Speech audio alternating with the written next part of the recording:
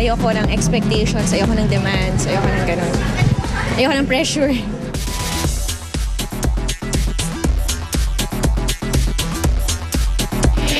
Nag-celebrate ng kanyang kaarawan si Chris Bernal last Tuesday. Kasama ang mga bata ng Bahay Kalinga Foundation. Siguro feel ko malapit lang talaga ako sa mga bata.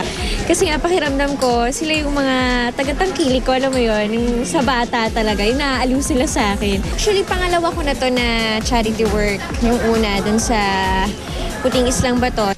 Bukod sa kanyang charity work, may kaibahan ba ang selebrasyon niya ngayon kumpara sa mga nakaraang taon? Siguro kasi nung mga last birthdays ko, laging may surprise eh. Ngayon, hindi ko alam kung meron pa. Kung may gagawa pa. Pero, happy naman ako. Kasi marami namang nandiyan ang mga supporters ko, nandiyan ang family ko. At dahil very much single ngayon si Chris, may mga nagpapalipad hangin o nanliligaw na ba sa birthday girl?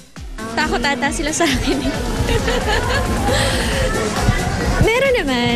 Meron naman pong nagpaparamdam, nanliligaw po. Mahirap na kasi ngayon eh. Parang sabi ko nga, naging maingat na po ako. At saka sabi ko din na parang kung magkakaroon ako ng another relationship, yung eto na, yung seryoso na, siya na.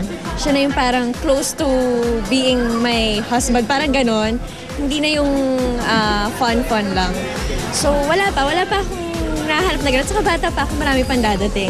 Ayoko kasi magpaasa eh. Yung parang entertain ako, tapos papaasa po ako. Hindi gano'n. Yung parang sabi ko, dito muna tayo, hanggang dito muna tayo sa stage na to. Ayoko ng expectations, ayoko ng demands, ayoko ng gano'n. Ayoko ng pressure.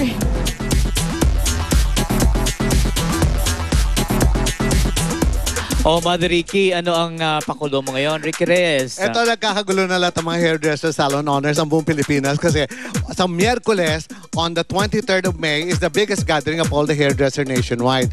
Ito yung kung saan meron kaming trade exhibit, may seminar, may competition ng iba't ibang kategorya na paglalaban-labanan ng mga Pilipino. At pag nananalo, they become famous and well-known.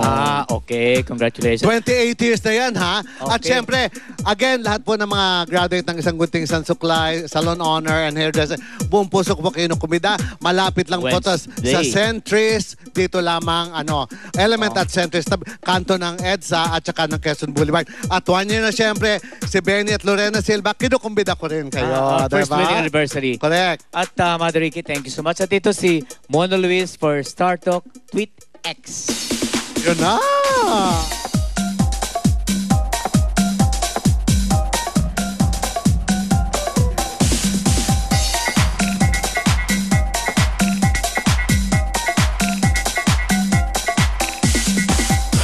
Miss Trillo at Bianca King, may kani-kanyang estilo sa pag-aalaga kay Calix. Nag-exert ako ng effort talaga para mapalapit sa kanya.